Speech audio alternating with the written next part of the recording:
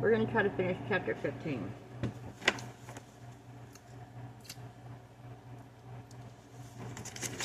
And we'll start wherever.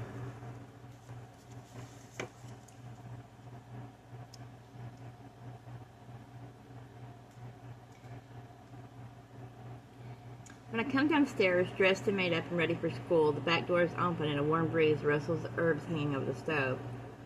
Mom is still waging war with her letters and bills. Did you by any chance find, Mom says, your glasses? No, sorry, Emily said they were missing.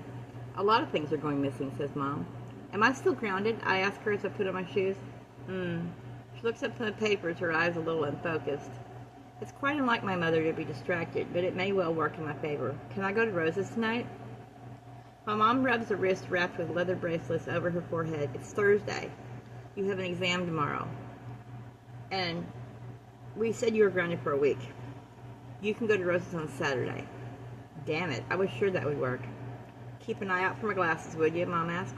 Hopefully. I put them down somewhere in the house. Loads of things are going missing, Emily says as we ride to school, like Mom's glasses. And Cleo lost her bag the other day. It's kind of weird. I think of the spellbook Hazel found, the spell for calling up lost things. Ivy talking about sacrifice and findings. I shake my head. It's all nonsense, I tell myself. It's just a coincidence. I guess things go missing all the time, I tell Emily. But you can only really notice when you're keeping an eye out for them. Like when you learn a new word you'd never heard before and suddenly it's everywhere? Yeah, maybe. Anyway, Cleo's brother probably nicked her bag just to screw with her. Ugh, I shudder. I can't imagine having Ethel Murdoch as a brother. We hop off our bikes and chain them next to each other on the rack. She hates him, Emily says matter-of-factly. He calls her ugly all the time. One time he called their mom a fat bitch. I whistle low. Charming. He's really sexist too, Emily goes on. Not like quoting men poets all the time, he's sexist, but like rating girls' bodies out of 10 and stuff. Oh, I gotta say it again. Because it's the most appropriate sound for the likes of their old Murdoch. He's an absolute waste of space. You stay away from him. Two thoughts come in two flashes of lightning almost instantaneously. One, I sound like my mother. Stay away from him. Two, Emily said Cleo saw Rose with Catherall. Something must show on my face because Emily says, what? Rose and Catherall? It doesn't even begin to make sense. Probably what Cleo saw was Rose blazing drunken fury at him for having whistled at a younger girl or attempted to grope her while she danced. Little blue sparks of worry flit around in my peripheral vision, but I don't quite know what to make of them yet.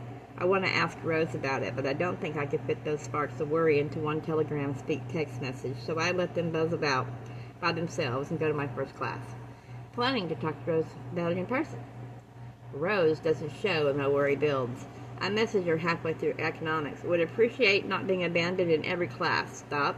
Get your lazy ass out of bed. Stop. Olive. My phone lights up on my lap under my desk. We'll be in for German exam tomorrow. Stop. Did you know the German for nipple translates as breastwarts? Stop. Rose. Dare you to use it in the exam. Stop. Olive. I slip my phone back into my pocket of my skirt and I take out the diary pages I found in my bike basket. I unfold them quietly in my lap. Sunday, May 7th, it says, the day after the bonfire party. We went to the party because our diaries went missing. It starts. These pages are from a diary, but it reads like a story about 3 girls called Laurel, Ash, and Holly. 3 girls who seem to be as close as Rose and me. 3 girls who lost their diaries, who are bullied by the classmates who find them, who vow to get them back. I read like my gaze is glued to the page. And then there's a line that I have to read back twice.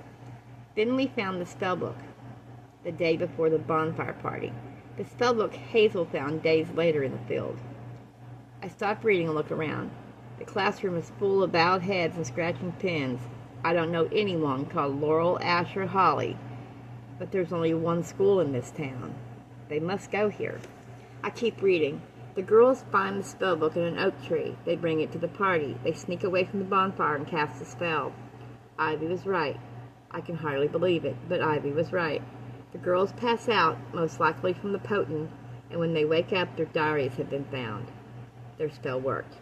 And if Ivy is to be believed, be believed. Because of these girls, everybody else at the party lost something. My bracelet, my shoe, my memories of the night. Rose, Laurel, Ash, and Holly. I wonder who they are. Where they are now. If they know what they've done. Laurel mentions knowing Mags McGuire. Maybe Mags can tell me. I chide myself momentarily for allowing myself to believe in this nonsense. And yet questions and secrets and girls with tree names and Rose talking with Catherine Murdoch at the party. It all comes back to Saturday night. It all comes back to that spell book.